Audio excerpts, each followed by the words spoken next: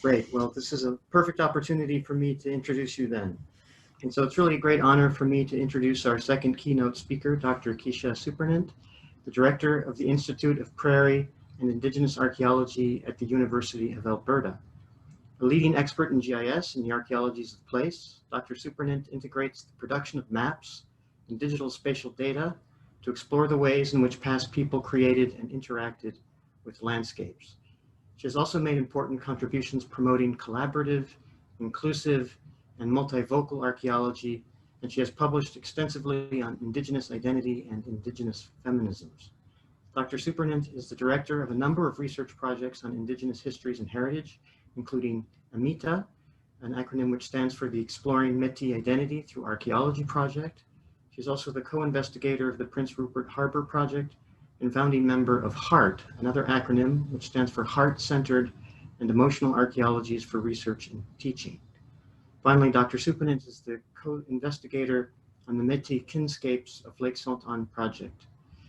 Dr. Supernant's keynote lecture is entitled Relationality is Not a Metaphor, Enacting Wahkohtowin and Kîhokewin Thought Through Métis Archaeology. So thank you so much, Kisha. I'll turn the virtual podium over to you, and if you can share your... Thank you. Tanse, Kisha Supernant Katson, Miskuti Wiskaikan Otinia, Otepe Misiwaknia. Hello, everyone, wherever you may be located. As the wonderful introduction from Ed talked about, I'm Kisha Supernant, and I'm coming to you today from the territories of Treaty 6 nations and the Métis homeland. And I certainly encourage that while we do our land acknowledgements at the beginning, we all are situated in different places. And so taking a moment to reflect upon the relations in places where we may be located across the globe. It's very different to do these things in a virtual space than it is to do it in person. Thank you so much for the invitation to be part of this symposium. I'm already getting a lot out of the thinking so far, and I'm hoping to continue to have these great conversations over the next couple of days. I will begin by acknowledging that this paper that I'm presenting today is a work in progress. It's something I'm continuing to think and feel my way through. And so I look forward to sharing with you where I'm at now and how this might relate to some of these broader questions that we are addressing now. The title, Relationality is Not a Metaphor, speaks back to Eve Tuck and Keyhokewin Yang's paper, Decolonization is Not a Metaphor. And if you have not had a chance to read it, you must. And I say that with all sincerity. I think it gives us a lot to work with and to think about as archaeologists, especially for those of you who are non-Indigenous archaeologists. I am Métis, and therefore my relationship with my research is a somewhat different one, as if I were a non-Indigenous archaeologist doing work. And specifically my research on Métis archaeology is embedded in my own self as a member of that community, as a descendant from the ancestors.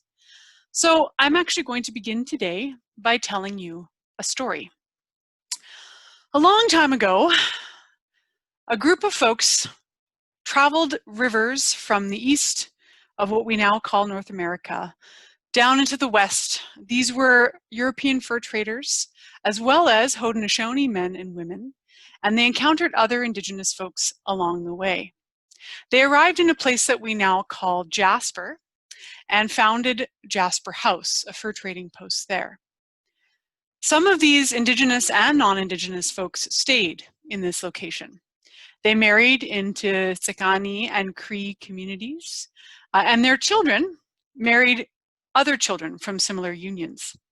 This is the story of my relations. Up until my grandmother's generation, my paternal ancestors are Métis marrying other Métis for at least 4 generations. I am therefore interwoven into many Métis families, especially in those lands we now call Alberta. My roots are deep. My rhizomes manifest in hundreds, if not thousands, of living Métis cousins. Why, might you ask, am I telling you a story about my family in a talk about archaeology? For me, emplacing myself in my relations is an essential part of my scholarship and at the core of how I engage with relationality. To be embedded in relations is also at the core of being Métis.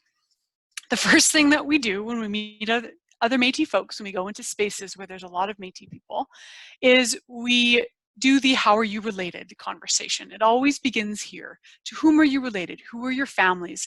What are your family names? Where are your places? This is essential to constituting who we are in relation to one another. And it also is a way to push against the ways in which our people have been defined externally. Because the general concepts around what it means to be Métis are often quite misunderstood. There tends to be confusion about who the Métis people are, and a tendency to reduce us to merely being a person with non-Indigenous and Indigenous ancestry in the lands we call Canada. But reducing us to a racialized mixing undermines the histories of our Métis families and our political nationhood. We are a people with a set of cultural practices, politics, economies, kinship networks, and languages that emerged and formed something unique, moving beyond merely a compilation of traits from our Indigenous and settler ancestors in some admixture. We are a people with a history. We are a nation who asserted sovereignty and resisted the imposition of the Canadian government on our homelands through two resistances in 1869 and 1885. To be clear, these were resistances, not rebellions. This was an assertion of Métis sovereignty. And the problem with centering our mixedness and our hybridity, centering métissage or creolization, and these are common within the anthropological literatures about ethnogenesis and Indigenous identities and emergent identities, is that it actually belies the complexity of how we emerged as a new people, reducing this dynamic process to a mixing of two binary categories: add Indigenous, add non-Indigenous, and mix. Many Indigenous nations have members who have some non-Indigenous ancestry. They're not Métis, they are members of those nations. They are Anishinaabe, they are Piikani, they are Dene. So colonial structures of law and government imposed on Indigenous nations in the lands we call North America have tended to emphasize the portion of blood, or more recently DNA, the Warren effect, we might call it, as the foundation for belonging to Indigenous nations. Of course, Kim Talber's work in 2013 talks extensively about this. Indigenous identity, however, lies not exclusively in blood or DNA. Rather, it lies in ways of being, ontologies, and ways of knowing, epistemologies, embedded in webs of relations, past, present, and future. It's who you belong to, not how much blood you have. The resilience and persistence of many Indigenous identities in the face of genocide and dispossession, as we see, makes actually the emergence of a new identity like the Métis even more important to understand. So the emphasis on mixedness is also dangerous to Métis sovereignty, as it has opened the door for some people in the lands we call Canada to claim they are Métis based on a real or imagined Indigenous ancestor from hundreds of years ago, leading to a huge increase in the number of people self-identifying as Métis in the Canadian census. And so the logic of these claims is based on a mixed ancestry. And by the logic of this, I would be Italian based on a 4 times great-grandfather on my mother's side being born in Italy. So archaeological research on the Métis, turning back to what I do in my scholarship, while limited, has also focused on hybridity in material culture and architecture within Métis sites, as well as focused on the ways in which Métis people attempted to be more like European settlers. The frameworks applied in these studies assumed that the defining characteristics of Métis was to be mixed, and therefore this would be reflected in our materiality, or that we'd want to somehow appear more quote-unquote civilized. So external theorizing of Métis through these lenses, even when well-intentioned, remains entrenched in these settler colonial ways of being. So let's step back for a moment and have a look at archaeology, this thing that we do. So archaeology, of course, has long been grounded in ways of understanding the world that derive primarily from Western philosophies, certainly the ones that are enacted in the lands we call North America. And these are translated through the lens of imperialism and colonialism. Archaeology has emphasized the physical materiality of human activities as they manifest in the present, the sites, the objects. These materials are typically categorized by use, by material, by form, wherein objects are grouped together based on shared characteristics and divided into taxonomic groups, creating typologies, the classic things that we learn about when we first encounter archaeology methods. These groupings are then often mapped into space and time in linear and Cartesian fashions. Classic example is the projectile point typology, still prevalent in many areas of the lands known as North America. The salience of these categories created from materials of the past are demonstrated through statistical analyses or other observations. These two objects are more alike, therefore they belong to the same category. Separation between forms, whether based on material type or function, is foundational to many types of archaeological analysis. So even when we're theorizing at a different level, our practice relies on categorization. So even when we're trying to look deeper into human experiences, it comes back to these things. So fundamental to this classification process is the objectification of things. So even in archaeology, even when humans are considered to be deeply entangled with things, they're still separate objects to be weighed, measured, mapped, photographed, analyzed. These objects, once they have met the needs of the research, enter into curation, where they are further cataloged, marked, bagged, tagged, and saved for the good of all humanity. So there are, of course, a number of ways the process of archaeology I describe has been critiqued, complicated, and reframed from some Indigenous perspectives, and certainly within archaeology more broadly. And some of these reframings are what bring us into conversation today. Things are not as simple as they once seemed. They are entangled, agentic, affective. More archaeologists are questioning the centering of the human. What about other than human beings, such as animals or others? How can archaeology shift from hierarchical understandings of being to these more flat or relational ontologies? However, in a similar way that post-colonial conceptions of hybridity that emphasize subaltern identities in colonial contexts as a form of resistance to reified colonial categories, the colonial categories remain the structures that define what is it's themselves subaltern. So too do these sort of post-humanist approaches still use humans as the lens through which we understand the archaeological past, even when humans themselves are decentered. And it is a separation of humans from the complex, more than human, intricate webs of relations that actually makes archaeology possible. So this objectification that turns belongings and relations into objects of study, and the sites where the ancestors lived into resources to be managed. And our language illuminates this every time we use human and non-human as categories to talk about relations. So what if I told you that relationality for me as a Métis archaeologist is not a metaphor? Those artifacts, the objects of which archaeology is so fond, are the belongings of my ancestors, and as such, they are my relations. They are my kin. They are interwoven into my own understanding of the world.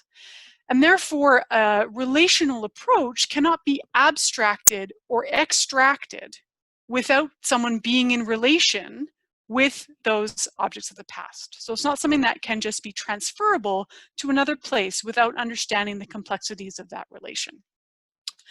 So my thinking here is very deeply indebted to Indigenous women scholars, most notably Zoe Todd, Vanessa Watts, Eve Tuck, Cindy Gaudette, and of course Sonia Adelaide. And Cindy Gaudette, in her 2019 article on Kîhokewin, argues that, quote, by perceiving Indigenous peoples through historical inaccuracies, we risk replacing Indigenous methodologies and perspectives with a compartmentalized view of living and being well.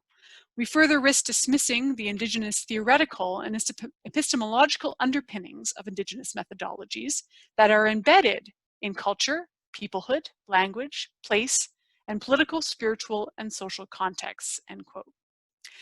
So, therefore, drawing on an Métis epistemology and ontology, I am here going to outline for you some different ways of understanding Métis lifeways in the past that center threads of relations woven together, each of which itself connects to different forms of archaeological and historical evidence, so remaining within the realm of archaeology. Instead of centering mixedness and hybridity of Métis history, I consider the interconnected webs of kinship between Métis and others, including humans, lands, waters, plants, and animals. These connections are visible in the archaeological record when the theoretical framing is shifted, and the methodology emphasizes relations rather than categories or discrete entities so often found in archaeological analysis. And this is a form of what Schneider and Hayes in their recent 2020 piece called Epistemic Colonialism call for an undisciplining. And so this is a recasting or reshaping of how we actually make sense of the material past in relation. So in 2012, I started the Exploring Métis Identity through Archaeology project EMITA, as Ed articulated. And the purpose of this was to explore when, where, and how Métis formed distinct communities, and to test whether or not there were sort of material correlates of ethnogenesis. So could we see when material culture moved from being either First Nations or European settler to somehow becoming Métis? But as this project has evolved, my focus has shifted. Instead of sort of finding Métis ethnogenesis using these two external categories of identity, it shifted toward understanding the relationship between Métis ways of knowing, Métis ways of being, and Métis ways of life. So not so much how Métis came to be, but actually a Métis way of being, and how this is reflected in the evidence, the archaeological and historical traces of the past. And so it is out of this shift that I've created a theoretical and methodological framework for Métis archaeology, a graphic which you can see here, which is based on threads that weave together into Métis kinscapes, by which I mean the complex constellations of relations in which Métis are embedded in place and time. 3 of these threads, geography, mobility, and kinship / relations, were identified as essential components of Métis ways of being by McDougall and colleagues in 2012. I add 2 additional strands that to me directly correlate to what we think of as the archaeological record, Métis economies and Métis daily life. These 5 threads relate to the archaeological and historical record in specific ways, but it is actually in the weaving them together that a fuller relational understanding of a Métis way of being in the past is achieved. And this is based on an important contemporary symbol in Métis communities, the Métis voyageur sash, where these threads are actually woven together using finger weaving to create a long, versatile, and durable piece of fabric that would have been used in the past for a variety of purposes. Métis gatherings and cultural events often involve members of the Métis community wearing the sash. I actually have it in the background of my own image if you have a look. And this is something that really demonstrates their connection to being Métis.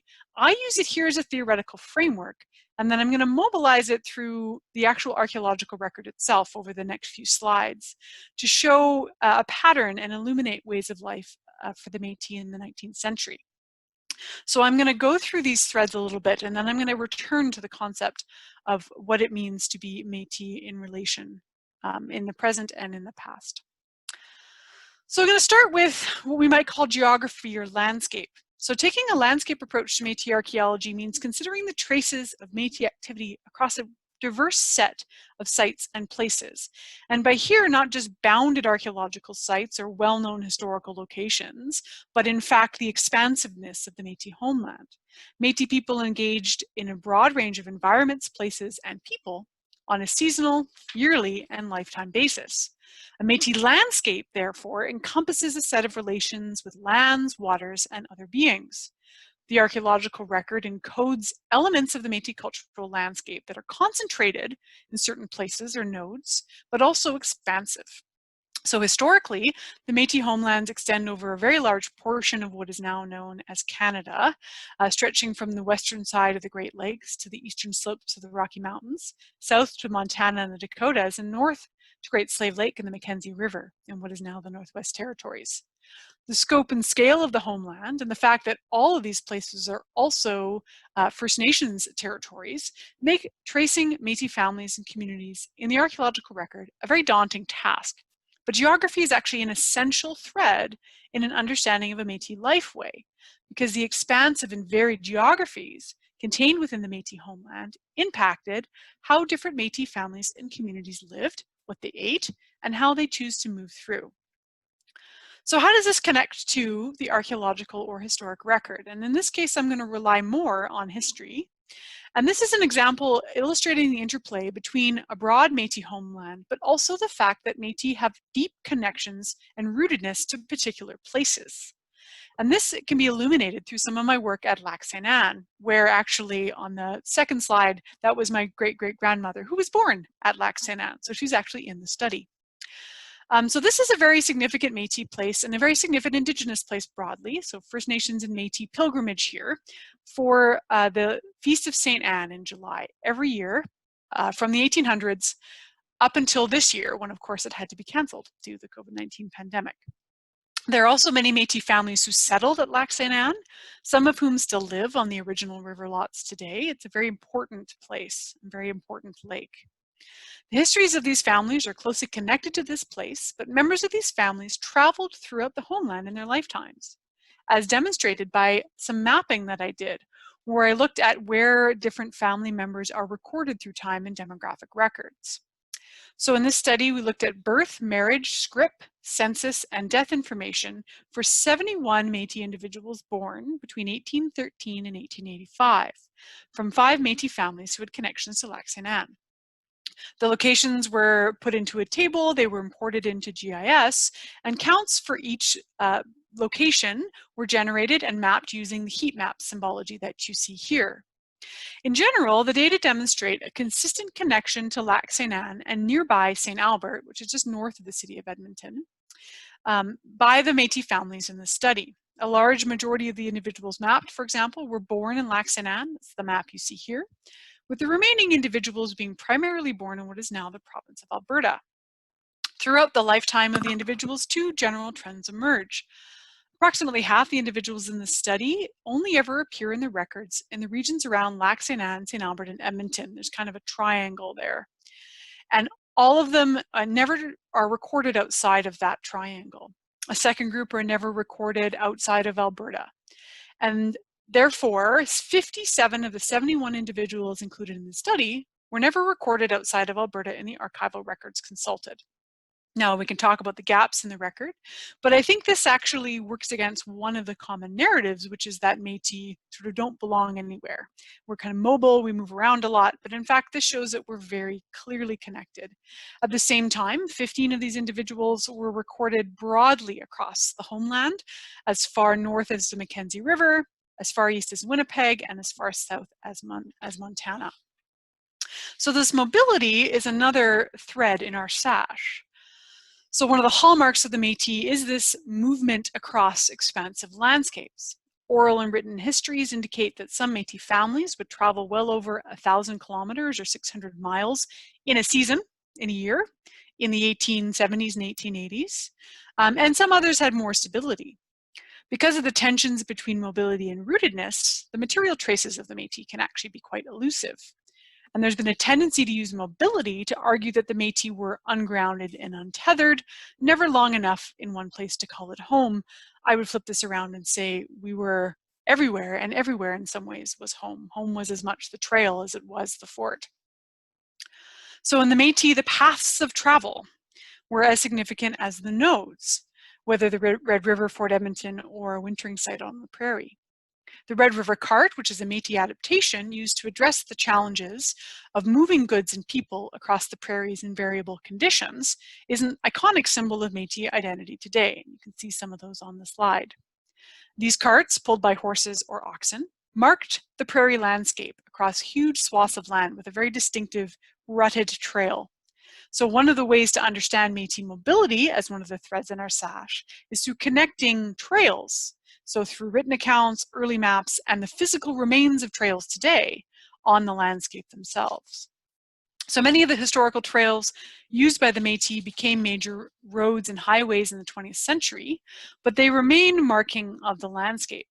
They demonstrate where and how Métis families moved through the diverse landscapes of Western Canada to connect important places of settlement, whether fur trade forts, river lots, wintering sites, bison hunting locations, or campsites. Some of these places would have more extensive material traces in the archaeological record, but all were important in Métis lifeways. This image is drawn from a previous publication in 2017, where I tested GIS-based least cost path models against the heuristic of known trails, concluding that current analytical methods that we often employ in archaeology are unable to capture the complex and culturally specific landscape knowledge of the Métis across space and both short-term, like seasonal, or long-term temporal scales. Further work to refine and create GIS models attentive to Métis ways of knowing are currently underway, although it remains an open question of whether or not GIS can actually do this. And we're also using archaeological remote sensing to map where portions of trails remain intact on the landscape. Moving on to our next thread, Métis economies. Métis economies are tied, of course, to geography and mobility because bison hunting, pemmican making, trading, trapping, farming, and other merchant-based activities were core to a Métis way of life. In the historical record, the Métis are closely connected with the economies of the fur trade, moving goods between fur trade forts, providing food, and building and maintaining the forts themselves. After the merger of the Northwest Company and the Hudson's Bay Company in 1821, many Métis took to supplying pemmican, which is a high-density and long-lasting food made of dried meat, fat, and berries that was an important part of provisioning the forts. The period, therefore, between 1821 and 1880 was one of increasing focus of Métis folks on bison hunting, both in the summer from important settlements at Red River and Fort Edmonton, but as bison populations dwindled, more and more winter bison hunting was undertaken. And then after the bison disappeared by the early 1880s, Métis economies and lives changed again. One of the things that archaeology can do that sometimes other sources cannot is help us understand daily life, and this is true among the Métis as well. So Métis daily life can be seen through patterning within the material culture and belongings of Métis ancestors at various archaeological sites. And so my focus is trying to uncover Métis cultural practices that are evident in the archaeological record. And this differs from previous work, which was, as I mentioned, focused on hybridity, creolization, mixedness. So the belongings found at Métis sites can provide insights into daily life of Métis families that often do not enter into the historical record and may be lost in our oral histories due to dispossession and colonialism. And the ways to get at daily life in the economies are through archaeological sites in the Métis homeland. And the site type that I and archaeologists who came before me have focused on are known as overwintering sites, and these emerged in the 1840s and continued on until the end of the 1870s. Métis overwintering was a social practice of spending winters out on the prairies away from the major settlements, echoing summertime bison hunting brigades, where large groups of up to 1,600 plus Métis people, often all related through extended kinship networks, would gather in structured communities to hunt bison. And Alexander Ross in 1840 has an elaborate description of the bison hunting party leaving Pembina in southern Manitoba. So the winter equivalent saw groups of families following bison herds to protected and treed areas, building a collection of cabins, and spending the winter hunting the bison and socializing with their neighbors. Cabins were usually one room made of logs covered in mud or clay from local sources, with a thatched roof and a chimney and fireplace. These sites are distinctly Métis places on the landscape and provide a snapshot of a Métis way of life that may actually be harder to extricate from other fur trade era sites, such as fur trade forts. They're primarily found, as you see on the map, through the Western Plains and into the parkland. And these are only the ones that are archaeologically investigated on the map.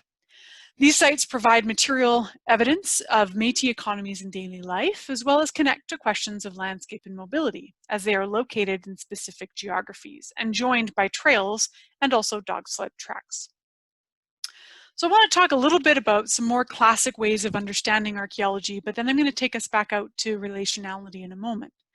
The first thing I want to talk about is bison and two wintering sites. So this is data from Buffalo Lake in Alberta and Chimney Coulee in Saskatchewan, revealed a lot of diverse fauna, but the largest category is fragmented generic mammal bone, and in particularly long bone. So based on the historical records connecting overwintering sites with the winter bison hunting, we can infer that a majority of the ungulate long bones are likely from bison. And the predominance of bison among identifiable specimens supports this interpretation, although there are smaller amounts of other ungulates such as moose, elk, and deer. Bison longbone may have also been boiled for marrow to extract fat common in pemmican production, both to feed the families at the wintering site and to trade with the Hudson's Bay Company. Previous work on butchery patterns at the Buffalo Lake site done by Brian Koyman support this hypothesis that the fragmented long bone was purposefully broken. So that's one of the ways we can understand the economy. Another is through trade. So most of the items found at wintering sites would have been sourced through trade with the Hudson's Bay Company, although sites in southern Saskatchewan also show trading connections to Fort Benton in Montana, so to the American side. These items show how the Métis, while connected to local places, were also intertwined with an increasingly global economy in the 19th century. One of the characteristics of Métis wintering sites is the presence of transfer printed ware ceramics, found in abundance at all the sites that have been excavated. These ceramics, in the form of plates, bowls, and teacups, would have primarily been produced in factories in England and shipped across to fur trading forts. Previous researchers, such as David Burley, have questioned why Métis overwinterers brought these delicate ceramics out with them onto the prairie. And his argument in his 1989 article were that Métis women were emulating their European cousins and status signaling through the acquisition and use of these ceramics. But as a Métis person who has spent a lot of time around a kitchen table, I think this is more reflective of Métis practices around visiting and connecting through the consumption of tea. Métis sites also have a diversity of material belongings of the ancestors, things that range from daily activities such as knives or nails to a lot of personal items as well. The most common artifact that we find, coming from an archaeological perspective, are drawn glass seed beads of various colors, purchased from the Hudson's Bay Company posts and originally manufactured in Eastern Europe. Beading was and is a well-known Métis tradition, where Métis women would bedeck their male kin in elaborately beaded moccasins, vests, jackets, gauntlets, leggings, and fire bags. The traces of this practice are highly evident in the archaeological record if the requisite care is taken to recover these tiny beads. And once we actually use the correct collection methods, then they are by far the most common kind in both cases, over 70% of the assemblage. We also see patterns within where these artifacts are found in the ground, where these belongings were dropped and lost as Métis women were beading in these cabins. At the Chimney Coulee site, where we have a pretty clear sense of the orientation of the cabin and the walls, the spatial patterns show that most of the beads are found around the fireplace. And you can imagine in dark winter months out on the prairie with limited daylight hours, women would be making beadwork close to the warmth and light of the fire. So these are all threads of a Métis way of life. So these are connected to what we might think of as types of evidence we see within archaeology. And these range, from the homelands of our families to the tracks and waterways that connected our places, places which hold hints of our ancestors' economic and daily activities. Each thread in the sash gathers forms of historical, spatial, and archaeological data to help us understand the past. However, it is in the weaving of these together in relation to one another that we can make sense of what it means to be Métis in the past, present, and future. And this takes us back to relationality. I have another story for you. It was the summer of 2017. I was in a community meeting in Edmonton, and I received a somewhat frantic text from my graduate student, who I had left in the field about a week ago to continue doing some of his thesis work. He called me because he had made a somewhat astonishing find. He had come down on a beadwork pattern. You see an image of it here on your screen. Once I had a chance to chat with him, it was pretty clear that we wanted to try to remove this wonderful piece out of the ground intact. So I immediately called the Royal Alberta Museum, talked to their conservation specialists, got a bunch of compounds, hopped in a vehicle, and drove the 8 hours to the site. We spent the next day and a half very carefully working to remove this piece intact because of its amazing nature. I brought it back to Edmonton, and then I went through the process of conserving it, using various compounds to stabilize the soil and that sort of thing. This required me to be in a lab with a fume hood. And once the process was done, it needed to sit for some time there in order for all the compounds to appropriately cure. And then something really interesting started to happen. I started to dream about the beadwork. And then I would be in my office on campus, and I would feel what I can only describe as a tug, a sense of this particular piece calling to me, and a sense that it was, in fact, deeply unhappy being in a box in a lab. So I went and retrieved it, and I brought with me medicines. So among the Métis, we use tobacco, we use sage, like our Cree cousins, and I brought those with me. And I brought this piece back to my office to be in that space with me. And I tell you this story because this amazing piece of beadwork that we found at this site in Saskatchewan has actually become one of the most important teachers in my life. And how, you might ask, can a seemingly inanimate object from the past be, in fact, a teacher? What does it mean for something to be animate, to cause affect, to have agency? Can a thing, as conceptualized through an archaeological understanding, be alive? Ingold's spider might say no, but the answer in a Métis way of being is absolutely and unequivocally yes.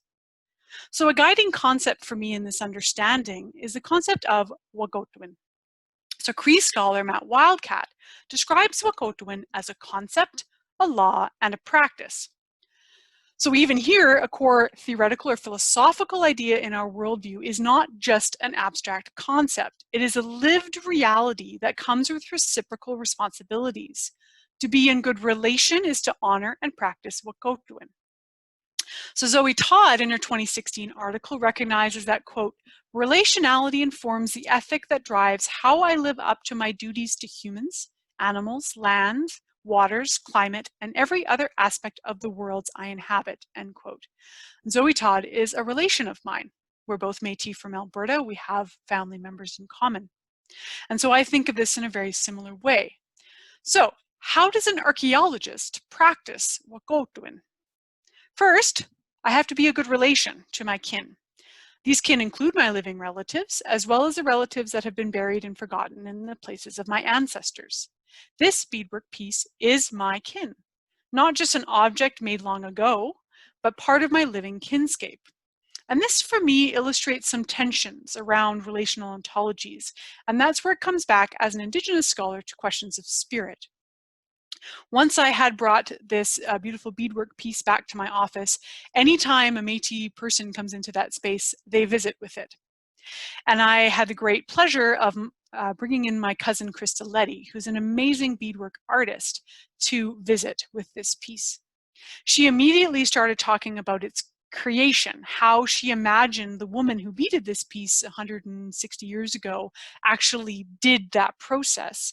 And then she talked and shared with me a teaching. She shared with me that it is not the bead that holds the spirit, it is in fact the pattern.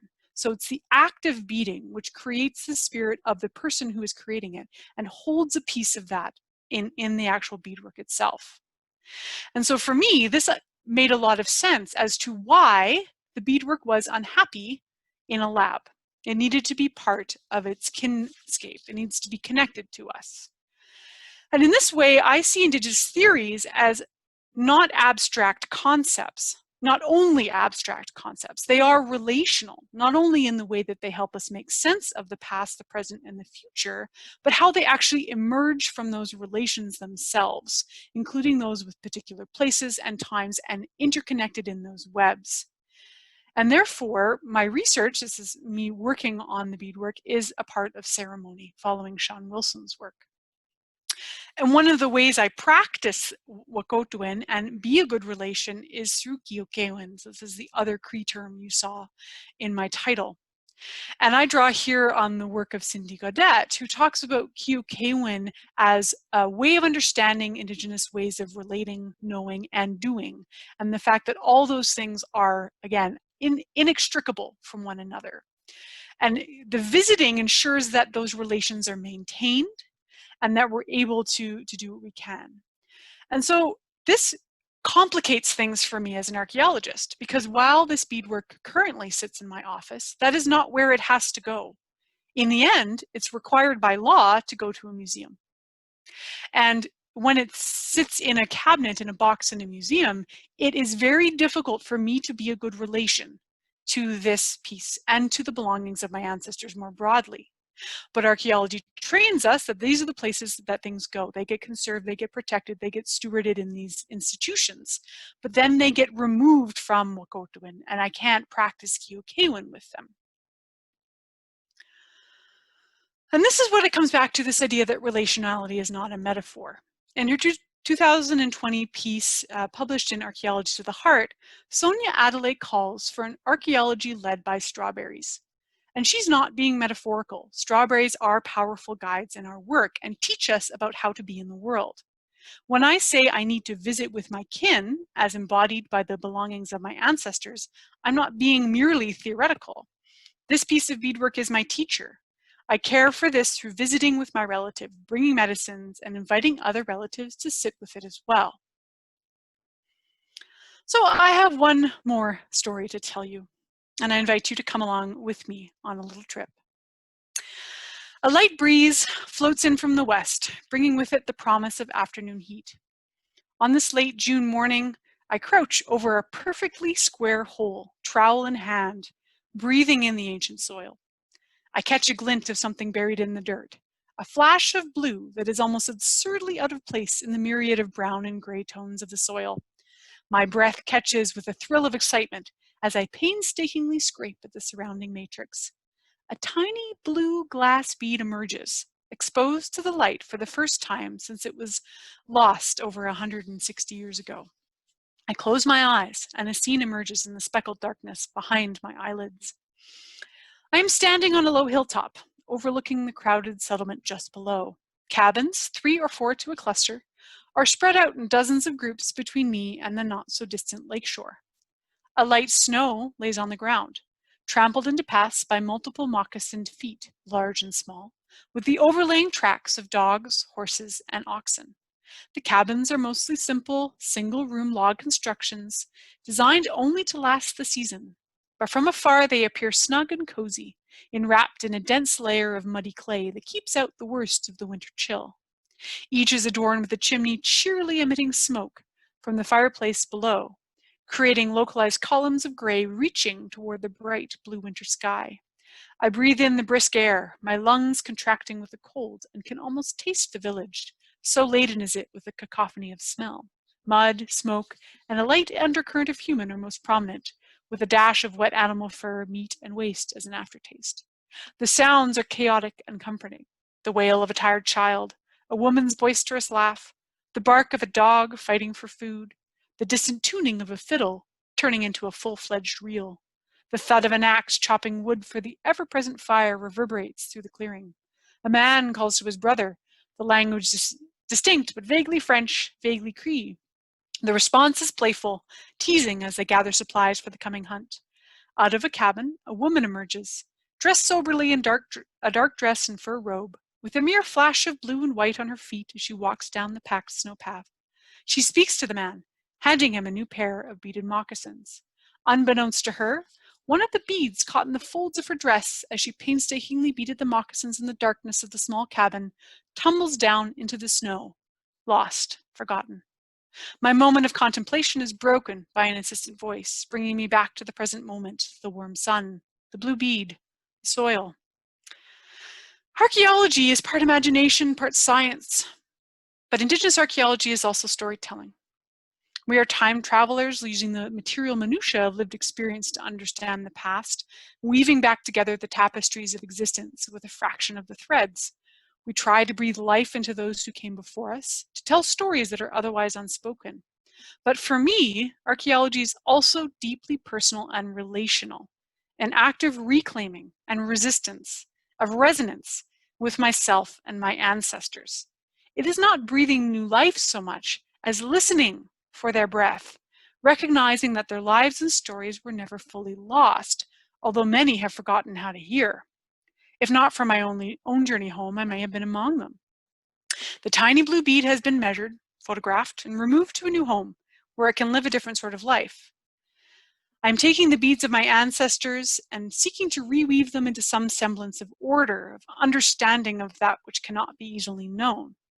I think of my cousin who I met a few years ago when I was talking to the community about my archaeology. I think of my grandmother whom I would never meet. I think of my aunts and uncles, disconnected from a sense of belonging, but forever seeking.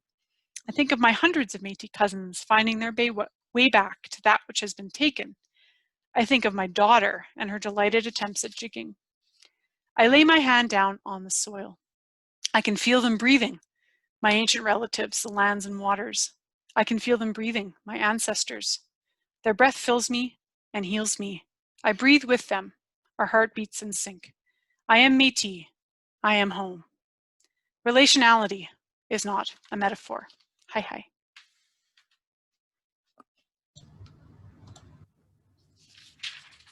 Thank you very much, Kisha. Great, just fantastic. So we can open it up the floor to questions from the panelists.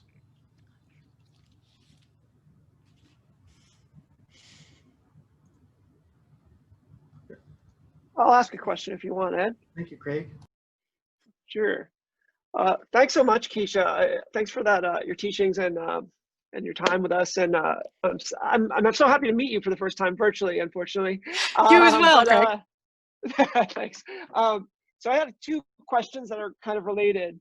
So you talked about two very specific concepts that are not used in metaphorical terms. If I'm let me know if I'm not paraphrasing this right. But my question is, you as an archaeologist, you go to conferences, you talk to other people, you go to other places. My first question, I guess, is have you ever done archaeology that's not Métis archaeology? And when you do that, do those concepts translate, or what do we do with those concepts, I guess, is my first question. And the second one is, I think what you're saying, by the way, I'm broadcasting from one of the largest museums in the continent, or in Canada at least. This is really glorious background setting. But I'm wondering, we talked about it has to go to museum. It seems like there's grounds to make an argument that as you do this archaeology, you're actually setting the stage to remake what we do, what we are as a discipline. And so I guess, could you speak more to that idea about that potential remaking and how you're going to how you see that going? Yes, I think, so I appreciate that, Craig. And it is very nice to have a chance to have a conversation with you as well. I have read lots of your work and thought it's helped me think through a lot of these and feel through a lot of these things.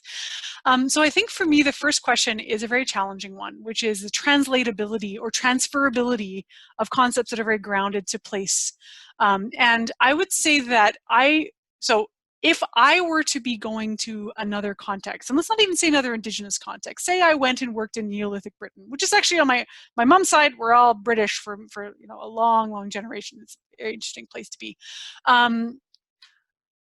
So I think it would inform my practice as a Métis person doing archaeology, but it wouldn't necessarily impact my theorizing about the people of the past.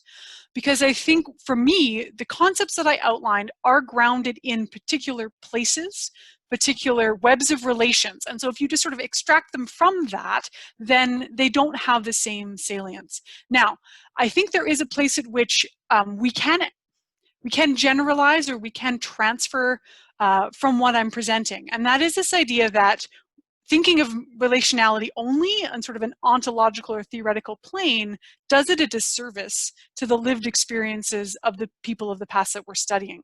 So while Kîhokewin and Wahkohtowin may not make sense in Neolithic Britain, and maybe relationality has a very different framework there, the idea that it can't just be an abstract concept, but is sort of lived and embodied, I think is what I would want to emphasize. I have done archaeology in other lands and other Indigenous lands, primarily in that case. And again, while it informs the practices that I do, I don't think about imposing Wahkohtowin on a way of understanding the relatives of someone who is not within my web of relations, of Métis and really Cree relations in a lot of ways. The way I think through this. So, but it does mean that I practice archaeology differently because I am an Indigenous archaeologist. And so I do ceremony wherever I am because I need to be able to maintain my own relations through those practices, if that makes sense. So I think, the specifics of my framework are grounded in place, but what they teach us is something that we can think about much more broadly, and especially on places where you're doing work on Indigenous lands. Because while Kîhokewin and Wahkohtowin are not the same across, I think you'll find echoes of similar concepts in many Indigenous contexts, but they will have specific connections to past and to belongings, right? So not every place are belongings going to be conceived of in the same way as relations, or not, and certainly not all belongings are conceived of in the same way either. But doing that deep work with Indigenous thinkers and theorists in those places can help us understand that those embodied kind of experiences of the ancestors. In terms of the transforming or remaking of archaeology, I think that if we are to agree that relationality for Indigenous folks, at least, is not a metaphor, then we really do need to think a lot about our practice. So a lot of what I'm talking about here has not to do with even our theorizing, but how we actually do archaeology. How do we excavate? How do we catalog? How do we put things into spreadsheets and tables and databases? I'm currently working on a project with my Métis relatives about how do we actually build a database that reflects a Métis ontology, so a Métis way of understanding the past, so that if I were a Métis person who wanted to access those data, how would I want to do so? Because I'm not going to look up lithics, right? That's not going to make sense to my elders, but they want to look up family. They want to look up place. And so how can we shape the data in ways that make sense to them? And even if we can't bring all of the belongings home yet, I can connect them to those webs. And then there's an opportunity to have a conversation about what the future might hold in terms of how we care, right? But there needs to be a really fundamental shift, which is that if you're working on Indigenous lands, Indigenous peoples are the rightful stewards of their pasts. They determine how they should be cared for, ultimately. That's what says in UNDRIP, right?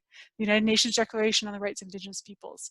But there's also accords us an opportunity to think about stewardship and care more broadly in places where there are different histories, colonial or non-colonial histories, and how we frame care, curation, protection, you know. So yes, I think that there's lots of opportunities to remake, but we have to be willing to take a step back from the things that we think are right, like that we should protect all things in particular ways. And I find this is actually can be a really unsettling process. But it's also, you know, I'm trying to provoke, I think, a little bit with that by saying, what should, you know, Indiana Jones says it should belongs in a museum. Does it? Yeah, I think one of the things I make people nervous about here at the ROM is I talk about the violence that we do by taking everything out of time. Like, that's our job. Obviously, we want to stop time. Stop that one thing from having time. It all has, you know. So I think, thank you very much for that, by the way. I'm going to stop talking, but thank you. Yes, Lindsay. Hi, Kisha. Thank you very much for your talk. One of the things that really struck me about the way in which you were speaking about Métis archaeology is your use of kind of imaginative storytelling as part of your presentation. And even the example that you gave with your relative of how when she saw the beadwork, she imagined how it might have been created in the past. And working with Indigenous folks here in the US, I've certainly seen that kind of process happen here too. And so I'm kind of wondering, in the framework that you lay out with weaving kinship, and you have mobility and geographies and daily life, where you see the role of this kind of imaginative storytelling and the way in which it kind of collapses past and present in that kind of framework that you lay out. Yes, thank you for that, Lindsay. It was really great to meet you. I'm excited to have a chance to think and talk with you in these next couple of days. I think the power of story is actually, so I use story, I would say, as the actual act of the weaving. So it is the ways in which how my ancestors would finger weave, I story tell. And the storytelling is where the threads can coalesce and where we can collapse past, present, and future, right? Because this is another core component to a lot of, in my experience, many Indigenous ways of understanding the world. You know, the past is not in the past, it's in the present, and it is in the future too. It's all there. And so storytelling for me is a method, drawing on story work, you know, Joanne Archibald work and others, as a way of actually doing the weaving, but also encouraging us to think beyond just the material, right? So, archaeology is about materiality, but it is also about story. It is about expanding our understanding of how people lived in the past. And every time I go and talk with folks about archaeology, they tell me stories. Always, right? Because that's how they understand the past. And so for me to also be able to translate, and sort of tack between sitting in an Indigenous place and sitting in an archaeological place, because often they're really contradictory and I struggle. I say we, and I'm not sure which we I mean sometimes. Am I we the archaeologist or we the Indigenous person? But it's a way to kind of translate across, to sort of, evoke that interwoven nature of all of those things together, past, present, and future. And I'm still sort of, that portion is still evolving for me, because it took me a while to be brave enough to sit in an academic context and tell a story, right? Because we're sort of expected to present data and evidence and statistics and analysis. And I like to do that too, but I also have to tell the stories now. And so I'm still working my way through that. Yes, thank you, Rachel. Not so much of a question what I'm going to say, but more of, I guess, an add-on to that brilliant point that you just made there, Kisha. I thought your paper was absolutely amazing and really wonderful to listen to. And it was wonderful to listen to because of that storytelling that Lindsay's picking up on. And you talked about kind of rethinking about how you could make this database that would work with a Métis ontology, and how the Métis would want to engage with the information. And what struck me is actually the kinds of things that you're emphasizing there, how they might want to think about place or family, and how we might want to tell the past, how we might want to emphasize storytelling, are actually things that in other contexts would help archaeologists move beyond the academy anyway. So if I think about the context where I work, I'm from the Isle of Man, and that's where I do my field work, and I know lots and lots of people there who are really interested in their past, and their questions are about places and people, and they also don't want to know about lithics. Or if they want to know about lithics, they want it in a story. If you hand them a scraper and you explain what it's for and how it's been used. And so I almost wonder if, like, part of the problem is that academy is tripping us up, and that categorization that you talked about at the beginning, the way that we're breaking things down into categories and splitting them apart from each other. That yes, that's the process of archaeology, and that's kind of how things work.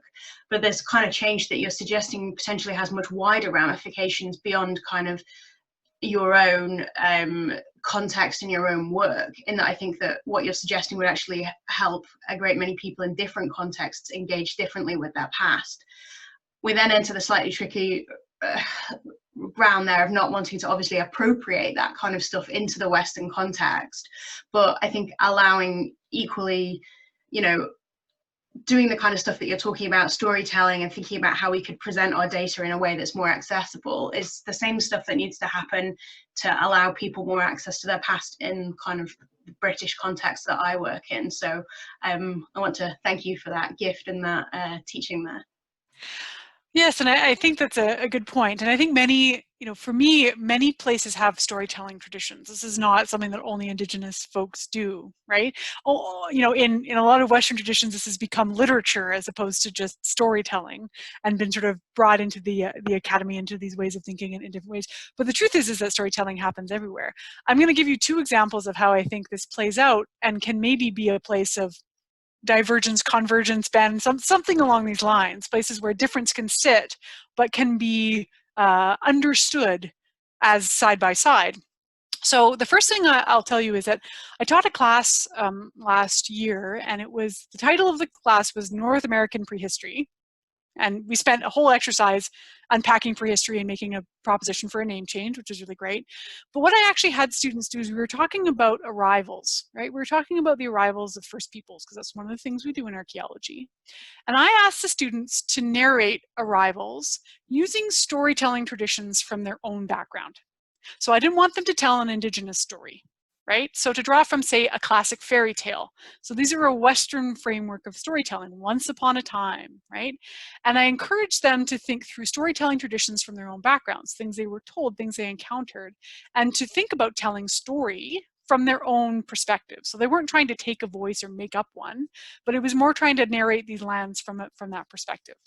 The second thing I'm going to tell you, which has been a really interesting part of my process, is that when I go into a space now and introduce myself, I often talk about my families and the places that I'm from. Indigenous folks do this all the time.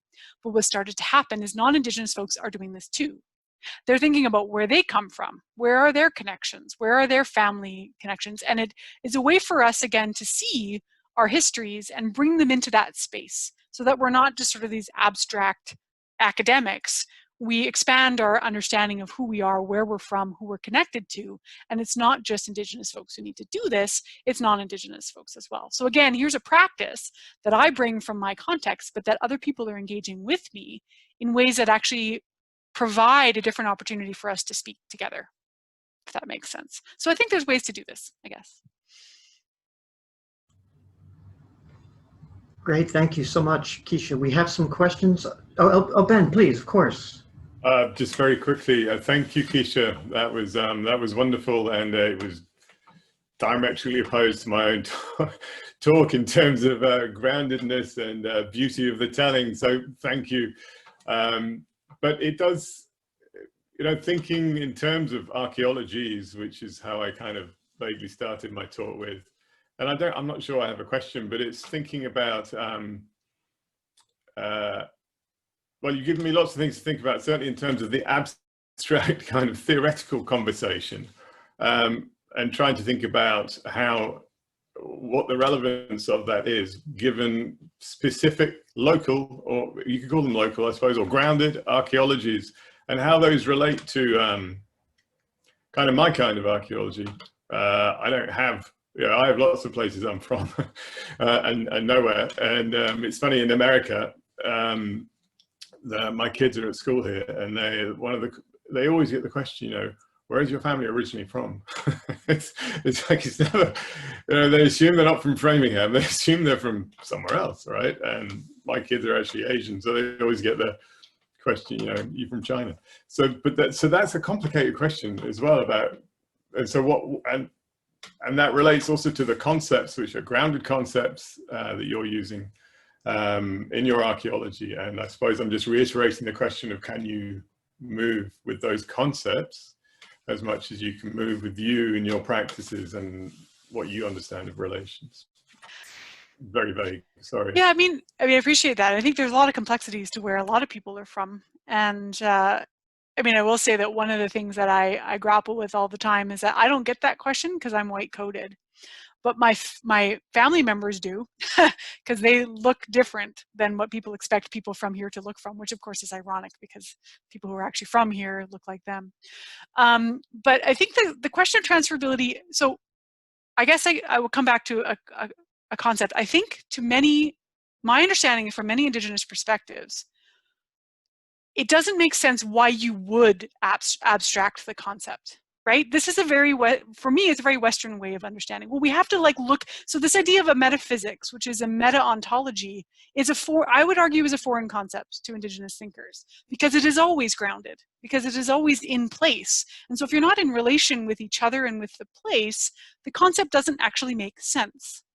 Right? It doesn't, you know, if it's not embodied, then in some ways it really is like, so what's the point of it, right? And that's not to say that we don't have philosophers or theorists. It's more so that to abstract them and to take them out of that and then examine them is not something that I've encountered in my teachings, right? From my Indigenous colleagues. So why do we need to? And if we do need to, you know, how much is that tied up with our identities, if you're a non-Indigenous archaeologist, of wanting to make sense of those worlds? Right? Or the world more broadly.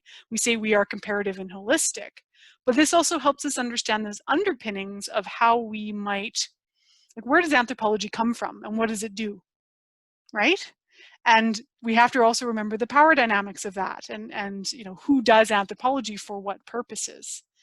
And this comes back to lots of Indigenous critiques as well. So I just don't know if the abstraction makes sense to a grounded person who's Indigenous. And that itself tells us something about how we think about the world, I would say. Thank you. Thank you, Ben. I thought your talks complemented each other more than you may have been aware, but that's maybe my opinion. And we have a number of questions from the audience, about 4.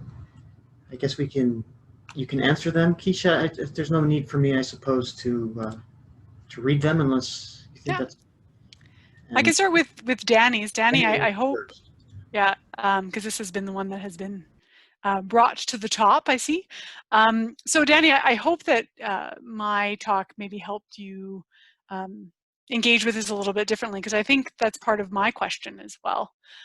Is, you know, what is this knowledge serving? What does it mean to sit outside of these grounded places and try to make sense of these knowledge systems? At the same time, I actually think divergence is a really interesting way of framing it, because it reminds me of some of the teachings around the two-row wampum, this idea that you may have concurrent ways of knowing and understanding, but at the same time, I don't want us to forget that those are not considered equal right now, because of the histories of our disciplines, right? And, you know, while that might be a nice concept, there is differences in power and differences in assumed validity of certain ways of knowing that we cannot forget when we're talking theoretically, I would say. And Danny, yeah, if you want to jump in and articulate anything related to this, I'd be happy to respond to. Well, I think you can hear me, right? Yeah. Yeah. Okay. First of Hi, all, Danny. thank you. Hi. It's so good to see you. You too. Well, you can't see me, but well, I hear you. But it's actually really, I don't think I've ever said here more often, and I myself in my basement and here and you know, I just want to say that for the longest time, I thought I wasn't smart enough to understand theory.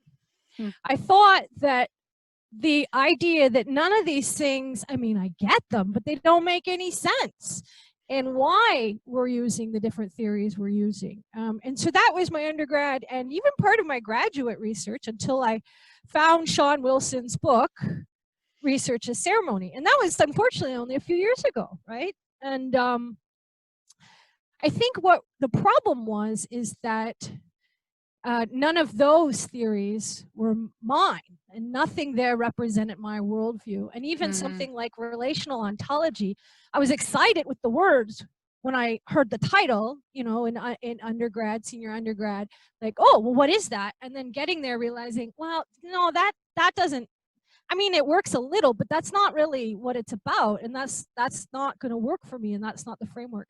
And so, you know, basically avoiding theory, reading all about it, but always thinking that it was intangible to me and that maybe there was something wrong with my thinking. And of course, there's been changes now in the last few years. And so we're I don't know how to say it, but there's more articulation. I don't know how to say there's more articulation. That's hilarious. But I'm mostly really happy because you just in that talk provided so much groundwork and so much theory there, so that I have something to cite, so that when I'm trying to explain that the circle is important, it can't be linear. I had no proof before. I had nobody backing me up, and I didn't know how to do it. And of course, Sean's work does that nicely, but Sean's didn't bring it into archaeology, right? And so these are some, I can't get into the strawberry because the strawberry isn't related to me, but the circle is extremely important. And then the relations as well. And the idea that we embody our research, I don't understand how anybody couldn't embody their research. And if they think they aren't, then I feel like they might not be aware is all. And so it's just to the degree that we recognize it and allow it to visibly affect how we perceive things and write up our theory and stuff like that. So I guess I don't really have a question, but I do like that you contextualize the divergence part, because I can connect with that idea, and I can connect with the wampum belt, and I can see that value better than just being frustrated and saying, well, who gets to talk? So that's all. Thanks, Danny. It's Thank you. wonderful to hear that. And I think this is one of the things that and I think, you know, not to speak for Zoe Todd at all, but I think she would agree with me that theory actually becomes a barrier for us doing the work we need to do in the academy sometimes, because we're kind of asked to like be interlocutors with certain types of bodies of theory that don't really represent where we're coming from, but it's also the importance of having Indigenous scholars in these spaces.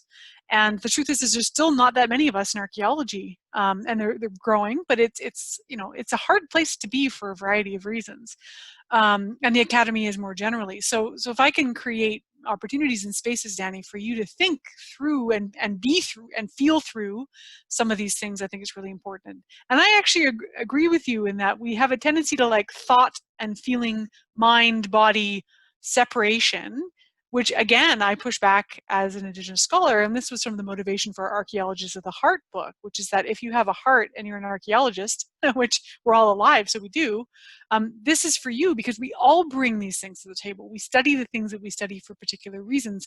We have connections to them, but we don't always talk about why, right? What is it personally? Because we've been taught to abstract that, to separate ourselves from it, to make it, you know, somehow objective or separate from oneself. And I actually say I can't do that when I do archaeology. I can appreciate what the objective data might bring, but to separate it out is actually to not be able to be Indigenous and an archaeologist together. It just have to be one or the other. So I see Rebecca has another question, and this one's really about refusal, which is this is another fantastic Tuck and Yang piece around refusal. And I've been thinking a lot about well, I've been thinking about a lot of things, but one of the things I've been thinking about is concepts of consent, and particularly in terms of archaeological practice outside of the academy and in cultural resource management, because we have a sort of a consultation model, but right now most Indigenous communities don't have the right to refuse archaeology. Right, so they don't govern how archaeology happens, and therefore, you know, someone can get a permit from a permitting agency and go and do the archaeology. You can do it collaboratively, but they're not required to. Starting to change in some places, but not everywhere. So I think this question of refusal is one that we are going to have to confront, because right now, the way that the structures in North America, at least, are as such, Indigenous peoples don't have the right of refusal to archaeological research, and all of the history and the legacy of archaeological research that sits in collections is also something that Indigenous communities only have specific ways to refuse. They can request repatriation of, you know, certain types of ancestors and belongings, but not all of them. So I actually think this is a really important thing for us to continue to think through. In 2014, I published with Gary Warwick an article about challenges to community-oriented archaeology in Canada. And in there I made the argument that sometimes archaeologists should not do research in places because it could do harm. And this was where I did research outside of my own context. It wasn't Métis archaeology. And the archaeology I did had potential to not do good things in the communities. And I thought a lot about, maybe I should not have done that, right? Maybe that was not something I should have done. But that's not something I'd ever heard of before that. No one had ever told me that I, you know, maybe shouldn't do archaeology in that place at that time. It was assumed that because archaeology was kind of scientific and neutral, somehow that it would be fine. But it wasn't fine. And so that's another way I've thought through kind of refusal and when we maybe should take a step back, right? Would you like to say something? I didn't know if we're allowed to like jump in or if it's just Q&A. But I think Alice, jump in. The conversation that Kisha and Danny are having here is really important because it brings up the ways in which settler colonial logic still dictate the way that archaeology is practiced. Yes. And I think this idea of refusal, to me, brings up this kind of logic of preemption that it is at the foundation of colonization, which says that Indigenous people, Euro-American settlers have the right to purchase land from Indigenous people, and Indigenous people have a right to sell that land, but the colonial right always supersedes the Indigenous right. Mm-hmm. And that's really the key point, right? Is that the European settler right always supersedes the Indigenous right. And I think this is important to think about in terms of the tension that Kisha brought up in her talk about this heritage legal framework that requires objects to be in museums and be curated in particular ways, and the tension that brings up with an Indigenous perception of relatedness, and how that is fundamentally at odds with being a kind of ethical, being an ethical relationship. So that's not really a question, but I want to kind of pull that out, that the idea of preemption and the way in which settler colonial logics are still working. Absolutely. Thank you for that, Lindsay. I think this is really important, especially in terms of how things sort of the default way of being, right? So that, I mean, I think about this in terms of NAGPRA. Of course, in Canada, we don't have this, but, you know, I've done a lot of thinking through that. And this idea that, you know, unless you can demonstrate affiliation with a culture, this was, therefore, the default place for it was a museum, which again, as an Indigenous person means like, okay, maybe I can't prove I'm directly related to that, but I'm way more related than the people who are holding it now. So why are they making the decision? Because the way I would treat the ancestor would have much more in common, likely, with the way in which, you know, that ancestor's relatives would have done it. And so the sort of default positioning, and I actually start, I've been asking my students in one of the first classes when they come in to do anything around Indigenous archaeology is, what gives archaeologists the right to study Indigenous pasts? And it is those settler colonial logics, right? And this is where Schneider and Hayes, the 2020 Epistemic Colonialism, is trying to unpack some of this, right? That even when we want to decolonize, if the foundational logics remain settler colonial, it actually is impossible to decolonize. We have to actually switch the foundational logics. And that's a challenge that we face for sure. So thank you for that. Ollie, please, yes. Thank you. Yeah, I just wanted to reflect as well on something related to that and to what Danny was saying, which is about what really strikes me in your talk, and generally it's come to me becoming more and more important to me, is about the positionality of theory and your engagement with it. And what it sounded to me Danny was saying is that one of the problems she had with archaeological theory was that it didn't speak to the way in which she engaged with the world and made sense of the material remains. And clearly your position, Kisha, on relationality is precisely how it connects up both with archaeological practice and with the perspective on the world. And it's interesting, I do study the British Neolithic, that's what I do. And I require exactly the opposite from my archaeological theory. What I need is something that radically destabilizes and undercuts the kind of assumptions I hold about the world, or that would normally make sense to me. So what I'm looking for in when I'm encountering that material is exactly a challenge. I'm like, whoa, that doesn't make sense to me. And this gives me tools that really undermine the kind of Euro equivalent of the settler colonial logic that you're talking about ownership and engagement, and about the role of material things and animals and places and materials in the past. And I think that's to be celebrated, because I think there's too much in archaeological academic discourse, and archaeological theory is as guilty of this as anyone. And some of my work is absolutely guilty of this, of going, haha, here's the way we should all approach this. And it's better because it achieves these kind of higher level things over here, rather than recognizing that we all have our own positionality and our own questions. And what we need from our theoretical approaches will be different tools, very much dependent on that location in which we find ourselves. So it may well be that a theoretical set of approaches that works for me and the questions I'm engaging with aren't appropriate for somebody else, and vice versa. And I think engaging with that much more and recognizing our own location, subjectivity, position in the world is a critical part of understanding which theoretical approaches are going to connect up and why they have to be, in a sense, localized to a certain degree.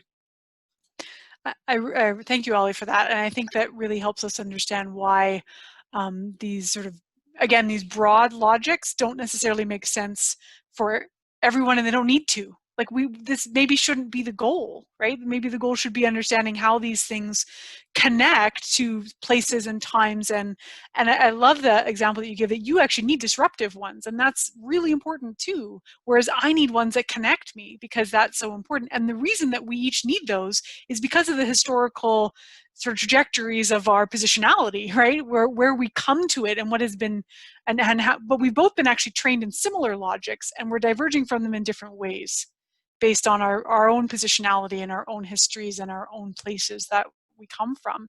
And we shouldn't, you know, we shouldn't reject those localities and the need for those emplacements. We can be pluralistic, we can be positional in our theories. We don't have to answer all of the questions of how to be human in the world, because there's so many interesting ways that people are human, like, and we don't have to be the same for it to be meaningful. because we are also all ultimately human. We just live in different worlds sometimes. And that's what I actually find really fascinating about archaeology and anthropology, is the different ways in which we make sense of the world. And it's taken me a long time to be able to really articulate that with, like Danny, with my own theories, with my own theoretical kind of positionality in the world, and with my teachers, right, which for me are the belongings. So.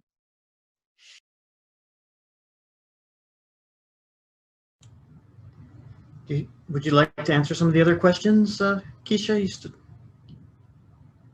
If you wish, if you're not too tired. Sure. I mean, if people are willing to stay on, we have a few more things. So I think, so Andy Roddick, you've got a question. I mean, okay, actually, let's come back to Stephen, because you had posed this question earlier. I talked a little bit about this, but I wonder if you're still here, if there's anything you want to follow up on about this question of localize or regionalize to, like, would you translate these across? Craig kind of asked a version of this as well, but Stephen, if there's anything you wanted to follow up with this, I certainly would want to give you the opportunity, because you asked this quite some time ago and we have kind of been dancing around. Hello, can you hear me? We can. Okay, perfect. Yeah, no, because I've had this like in my classes when I teach Eastern North American archaeology. Just that idea of kind of the divide of social theory and Indigenous perspective, I guess. And I've always kind of found it interesting how it's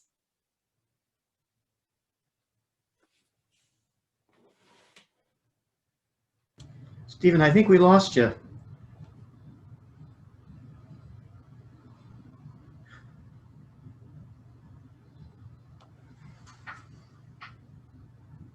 Can you hear us, Stephen? Yes, we cannot hear you any longer. Sorry, Stephen. But, Ed, would you mind if I... Please, Ben. Could I just respond very quickly to his question? Because question about archaeological ceramics and whether we can bring concepts. This is kind of my question for Kisha, when we can bring concepts and theories from elsewhere. So my answer to this was always yes. I mean, was always yes, in the sense of where I was coming from was Viveris de Castro's and some, Martin Holbrod, the anthropologists, where the idea is that you kind of activate Indigenous thought as theory, and then you can use it as theory, as we would any theory. And that seemed like, when I was writing that originally, that seemed like a very kind of liberating move and a powerful move. But I'm kind of having my doubts a bit now. Hearing about how theories are, I'm really confused. So, or not confused, just kind of, I don't know. But so, hearing about how theories are localized, which I know, these things that make sense to me, the conversation that's going on now is making much clearer sense of a whole bunch of thoughts I was having in the last couple of weeks preparing this talk. So now I don't know whether I would say yes to that question. And I think what I'd probably say is it really depends. Yeah, I think it does depend as well, Ben. And I think that it also depends on who you are and what you're mobilizing it for. Like, I might go to Argentina and think about Kîhokewin and Wahkohtowin in relationship to Argentina. I don't know if it would be inappropriate for someone who lives in a very different part of the world, who doesn't have any relation to this place or to these ways of knowing, to pluck this and take it somewhere else. I feel like that's appropriative. So that's kind of my response to that. But it doesn't mean that it's not possible. It just means we have to consider the positionality of who we are in that, and what are the ethical responsibilities that we have, and where are those lines, right? Because if we're claiming something or using it as a lens without being in relation to me, that is something where you've really you've abstracted it in a way that's inappropriate. One thing I'm interested to hear. I mean, I think for me as an archaeologist, I'm an Italian American archaeologist who lives in Canada and worked with First Nations and Native peoples of America. And one thing I know for certain is when I encounter theories or concepts, I think they affect me in ways that I do not understand and cannot control. And I think I think some of this discussion is assuming that we have ultimate control on how those theories shape who we are, right? And I can't, right? So like, I can't deny the fact that I read We Have Never Been Modern by Bruno Latour when it was translated to English in 1993. I can't erase that. And I think I have to pay homage to that fact. I'm a white guy who's read Bruno Latour, but I've also talked to Mohegan elders too, you know, and both of those things are shaping the way that I'm approaching this conversation right now. So I think it's hard to say that, I don't want to assume that we always have complete control of this. It's like when we talk about Marilyn Strathern's work and her work on personhood being laminated over the British Neolithic and the problems with that. Yeah, we don't want to do that, but in some ways we're not in full control of that either. And I think, you know, Craig, you're being constituted by both of those bodies of theory. And it's not to say that, you know, if you're not Indigenous, you can't engage with Indigenous theory. I think that's not true at all. But you're doing so in relation with Mohegan elders. Like you're sitting, like they are your theorists in that way, and they help you think through. And also, I think that you know, my experience in a lot of Indigenous, with Indigenous folks is that if you sit down and you do learn, like you may go to ceremony, you may be in those places. And if you talk to them about how you want to think about these things in your work, they're not likely to say no. But you couldn't do that unless you're in relation with those communities. And so for me, this is the difference, is that you can read Latour, you don't have to know Latour, but you need to know the elders, and you need to know the places in order to mobilize those things. You can't just read them, right? You have to be them as well. I wonder if there's also a thing about, you don't have to use theory to be influenced by it. Like it shapes you in all kinds of ways. Like, you know, I can read Ben's engagement with Veresta Castro, I can listen to your talk, Kisha, or I can have discussions with Lindsay. And all of those will bubble around and affect in the way Craig's describing. It doesn't mean that I'll necessarily go, okay, well, that's the theoretical approach I'm now going to take and apply somewhere else. But even if you don't do that kind of active, when I read someone like the philosopher Graham Harman, right? I really disagree with Harman's work, but it would be absurd to suggest that his work isn't also influencing how I think and how I engage with the world, even in my rejection of it, in a sense. So I think part of the having Indigenous voices in the conversation in a panel like this, but also in the theoretical world, is not just about either settler colonists or Euro-American archaeologists picking it up and using it, but simply by being in the conversation, it changes the dynamic about what the status of those positions are, and therefore what the nature of that conversation is, without necessarily having to say, well, that means you have to employ this directly in your approach to the British Neolithic in order for it to attain the same status. Because there's huge bodies of Euro-American theory that I would never apply, that I'm also learning from and responding to and engaging with, without having that kind of, the direct application is not the only form of engagement that exists, I suppose, is what I mean. Yeah. Oh, so many good. I'm so looking forward to continuing these conversations. We do have certainly at least, I think, one more question that we haven't had a real chance to address, and that's Andy Roddick's about undisciplining. And kind of thinking about categorization, because for me this is a big challenge, because I'm trained as an archaeologist to like catalog things and measure them and weigh them and put them in tables, and and I even do that in my own talk. But what I think I'm trying to get at when I'm thinking about undisciplining is potentially reimagining categories, but also questioning why we do that. What is that? What is the foundation of that categorization? What are we trying to achieve? Right? In some cases, it's trying to understand the complexity of the material record in which we are trying to make sense of the world of the past, right? So that we have to have some way of kind of controlling variables to not just have it be one amorphous sort of thing of materiality. And I'm not, I certainly, so in this database project, as an example, I'm not rejecting archaeological categories because I recognize that I need them to be able to talk to other archaeologists about the past. I need to be able to say, these are these categories of things that I found. This is where I found them in the unit. This is how I mapped them. But I'm also layering on different ways of organizing them. And so my concept with this was to say, okay, I'm going to group these things based on a certain likeness. Is there a likeness that Métis might find that is a very different way of putting things together that I would not archaeologically see, but that makes sense to the Métis worldview? Right? So are there things that they would put together that I wouldn't normally assume would go together because of my particular archaeological way of understanding the past, right? Or these objects that we have. So I think what it is that having conversations with, if you work with Indigenous folks, about how would they make sense of these belongings, right? Maybe they'd group them together more in space, maybe they'd group them together in ways that we can't even conceptualize because we're stuck in kind of our boxes of typology and that kind of thing. So for me, it's really about questioning the ways in which we categorize and group, and then run statistics to say those groups are significant, right? So that's kind of what I'm trying to get at with that undisciplining. Andy, did you want to say something? Yeah, can you hear me? Yes, hi, Andy.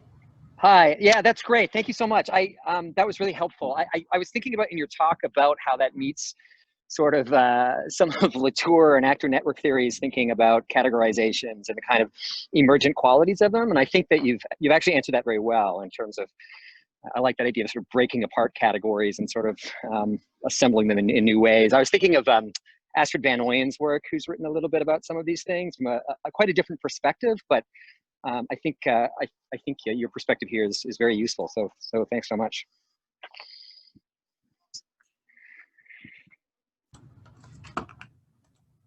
Great, Andy. Thanks for the comment. Thanks to everyone. I'm sorry we can't all go and feast together and create new relations face to face. But I really do want to thank, you know, from the bottom of my heart, both Ben and Kisha for their thought-provoking and stimulating talks. And I'm sure that the conversation tomorrow will touch on and add to these really important and interesting themes.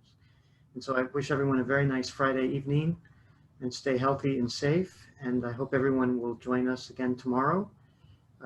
Eastern time, we will begin around 10 a.m. And it should be a long, fun, interesting day. So really, many, many thanks to everybody. Have a good night, and we'll see you tomorrow. Thank you, Ed. Thanks, everyone.